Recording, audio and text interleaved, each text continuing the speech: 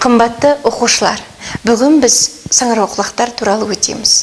Естеріңде болса, ағзалық әлемді жіктеген кезде саңырауқұлақтарды табиғаттың ерекше бір тобы деп, оны бөлек жіктеген болатынбыз. Ғаламшарда саңырауқұлақтар өте ертеде пайда болған. Оларды геологиялық қабаттардың қалдықтарынан көруге болады. Бұларда ядролар бар. Жер бетінде 100 мыңдай астам саңырауқұлақ бар деп есептелінеді. Олар мөлшер жағынан әртүрлі болады. Микроскоппен көретін өте ұсақ түрлерінен басқа бірнеше килограммға жететін салмағы болатын түрлері де кездеседі. Негізінен саңырауқұлақтарды зерттейтін ғылымды микология деп атайды. Ол гректің сөзінен алынған. Микос деген саңырауқұлақ, логос деген ғылым. Яғни саңырауқұлақтарды зерттейтін ғылым.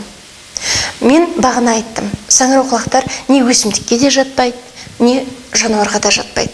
Бұл табиғаттың ерекше бір тобы деп атаған. Енді осының өсімдікке жататын белгілеріне тоқталайық.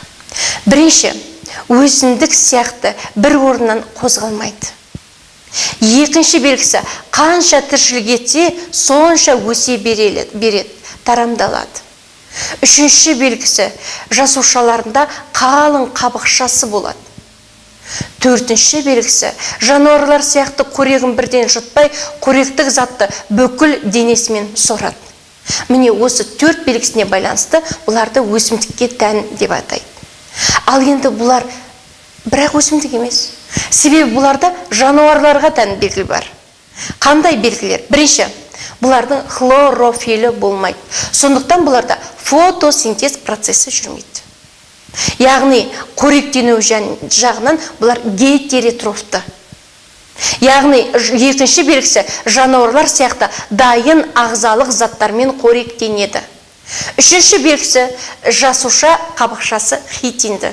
Естеріңде болса, хитин көмір су. Яғни хитин дегеніміз ерімейтін нәруызбен қанттан тұратын көмір су. Төртінші, өсімдіктің қоректік заты крахмал болатын болса, ал саңырауқұлақта жануарлардікі сияқты гликоген. Міне осы төрт белгісіне байланысты бұларды жануарларға тән белгілер деп атайды. Сонда бұл ерекше топ болатын себебі саңырауқұлақтар. Бұлардың жануарға да тән және өсімдікке де тән белгілері бар.